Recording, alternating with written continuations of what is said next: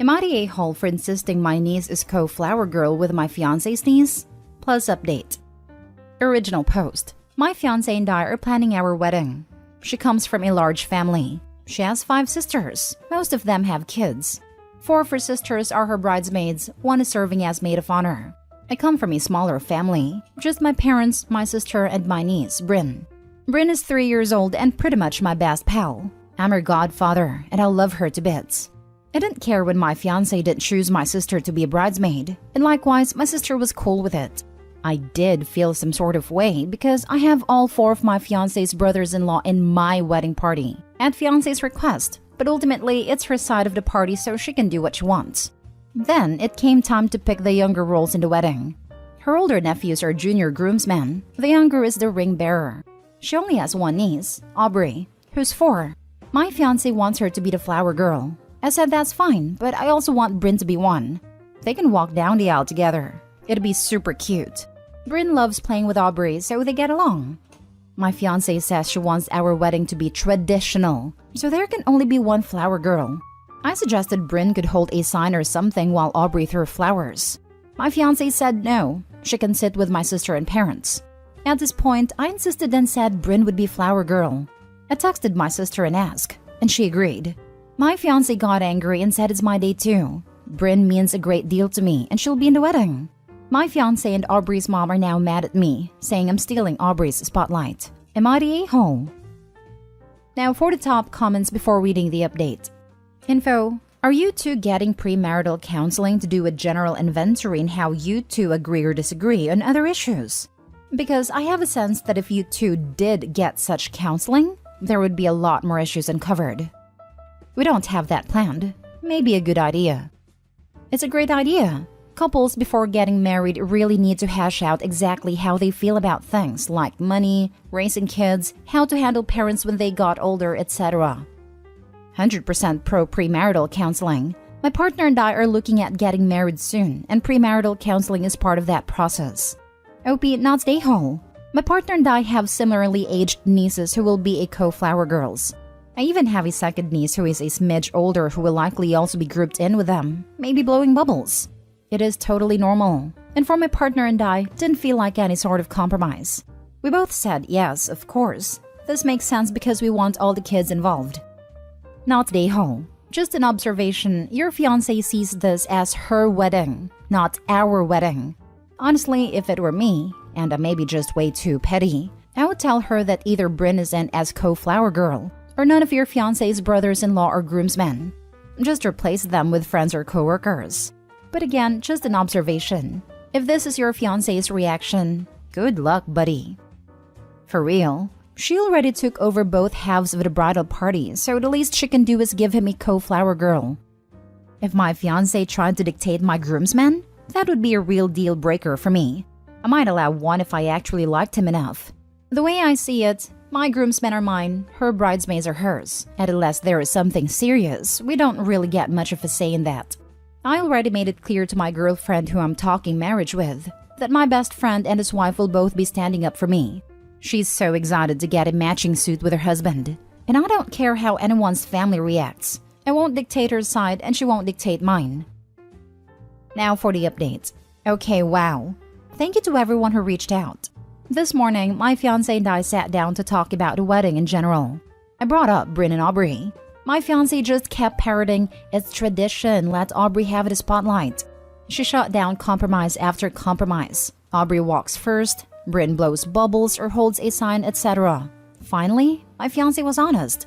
She doesn't want Bryn in our wedding because Bryn has Down syndrome. She said everyone will be looking at her, taking pity, etc. Turns out it wasn't about a spotlight on Aubrey, but my freaking fiancé. I told her to screw herself, called her ableist, and said don't worry, there won't be a spotlight to steal anymore because there's no wedding. I've left our apartment, staying at my sister's and playing with Bryn. My phone has been blowing up with texts and calls from my fiancé. Magically, she's ready to compromise now. I need time, but I'm likely done. Y'all were right. Didn't see that coming. I just thought she wanted her niece because it's her niece and her wedding. Men usually get their wants overlooked in weddings. This is way worse. This wasn't innocent when she asked him to have her family in as groomsmen but couldn't have his sister. This woman is a piece of work. This was weird. Her brother as a groomsman, sure. But her brothers-in-law? What the heck is that? Oh wow. I read the original post this morning before the update. I didn't think it was a good sign that it made it over here so quickly. The comment from Opie that really stood out to me. My fiancé has had some jealousy issues with Bryn. I'm not as close with Aubrey, mainly because we don't see her much. My fiancé also feels I'm too close with Bryn. My sister is a single mom. Her husband passed and I'm the only male role model in Bryn's life. I go to her ballet recitals, taught her how to ride her trike, babysit her overnight. It never interferes with time with my fiancé, but she thinks it's weird. Wow, Opie sounds like a real stand-up guy to support his sister and his niece that way. He deserves a wife that loves his niece as much as he does, and that encourages him supporting his sister. I think before all the ableist views came out, she was still way out of line by insisting every person in her family should be in the wedding, but his two family members couldn't be. The truth propels her into a true villain instead of just a selfish bridezilla. He mentions in the comments that his fiancé is jealous of Denise as well, which is probably colored more from the ableist viewpoint, but still so freaking weird. Now for the next story. Am I the a-hole for telling my dad what his fiancé said and causing wedding troubles? My 16 female mom passed away 8 years ago. I look just like her. Same hair, same eyes. With the right makeup, I resemble her exact face. I know that my dad loved my mom so much. Losing her hurt him deeply. We became tight-knit and my dad has been an awesome parent for me. I know I can't count on him for anything. He's about to get married to his girlfriend of 3 years. We had a rough patch a year and so ago when they began to talk about marriage. She didn't like that he introduced the idea to me rather than just ask her, and then let me find out/tell me together. She also didn't like that I didn't want to take any part in the wedding party. I'm happy for my dad. I truly am. And I like his girlfriend as a person, but she will never be my mother. And at 16, I hardly need to bond with someone that way. I'll spend the wedding taking care of my uncle's kids. He's paying me and I accepted. This wedding is really not a big deal for me. What I did accept is give a small speech about them and that's all. A week or so ago, my grandmother, Dad's mom, his fiancé and I went shopping to get something she wanted. I saw a dress that I liked for the wedding and so we went to the store so I could try it on. It was an olive dress that matched my hair nicely. I'm a ginger. They complimented me and my grandma said that I looked like my mother because she wore that color so much. Just a small comment. We moved on and that was all. Then 2 days ago, my dad's fiancé came to me and asked if I was willing to dye my hair or wear a wig for the wedding. I was taken aback because WTF? I said no questions asked. But she said she didn't want people telling me I looked like my mother at her wedding. I said no, and I asked her to get out of my room because it wasn't gonna happen. As soon as my dad came back from work, I told him what happened earlier and that it made me feel uncomfortable. I went to stay with my uncle and they talked, and the wedding was paused because they fought. Now his fiancé's family is blaming me because I caused this problem by refusing to compromise to a bride's request. I'm feeling guilty because I didn't mean for this to happen. But sometimes when I try to talk to his fiancé about things I didn't like and how it's made me feel, she treats me as a brat who wants to get her way. So I rather tell my dad and have him talk to her. Am I the a-hole? Not the a-hole. Her request was so petty and out of line it isn't even funny. If your father has any sense at all, he will tell his fiancé to kick rocks. It really took me by surprise, because she has never been like this and has never shown any animosity toward my mom or her memory. She has even said she loves my hair. It was weird, to be honest. She's never been this way before because she's been putting on an act. This is showing that she's insecure and jealous over you and your mother. Not the a-hole. You didn't cause this. She did. Her insecurities and jealousy about your mom surfaced, and she made a really unreasonable request. It's right that the wedding has been put on hold for now. She has some stuff to work through. Not the a-hole times 1,000. Next, she'll be asking you to have plastic surgery and look like herself. I have a wonderful friend who is a second wife. The kids her husband had were 14, 16, 19, 24 when they married. Her husband had a wonderful portrait of the family over the fireplace and their mother was in that portrait. At the engagement dinner, the groom's boss's wife said, "OMG, you need to remove that painting." She said it loud and in almost a scream. My friend ran over and said, "No, don't you dare take that portrait down. That is their mother." I wouldn't love a man who stopped loving his children's mother just because she died. In that moment, his children surrounded her and knew they had a second mother who would love them. And she does. I hope your father doesn't marry this selfish woman and finds one who understands the heart can make room for new loves without destroying the old love. When my stepmom married my dad, our mother had been dead for about 5 years. Stepmom found shoe boxes full of pictures in the attic. Family pictures with my sister and me, our mother, dad, and grandparents. She made photo albums and put them in the living room. When Dad passed away 50+ years later, she arranged for us all to meet at a cemetery so some of his ashes could be interred with our mothers. Next story is titled, Am I the a-hole for accidentally announcing my elopement the day of my sister's wedding? My husband, 34 male, and I, 29 female, eloped in late June. Neither of us had ever dreamed of a big wedding. We fell in love with the opposite concept, which was doing it privately and getting to keep that special memory, something just between us two. We had plans to throw a party around our 1-year anniversary so our families could celebrate with us then. So far, we hadn't told my side of the family that we had tied a knot. We live in a few hours away from them and wanted to be able to tell them in person rather than over the phone, but hadn't gotten a chance so far. My sister, 27 female, got married yesterday, traditional wedding style. We drove down Friday afternoon and said our hellos, but kept to ourselves for the most part and let her and her bridal party do their thing. She was focused on a million other things, and rings on mine and my husband's fingers were the last thing on her mind, as they were for us. Being married almost 2 months means wearing those rings has just become second nature. I don't take it off, and I hardly remember him wearing it unless someone points it out to me. The next morning, we were invited to have breakfast with my sister, my mother, and her bridal party. To make a long story short, my mom noticed mine and my husband's wedding bands and asked if they were what she thought they were. We attempted to change the course of the conversation without outright lying, but my mother kept pushing until we finally admitted that yes, we had gotten married back in June.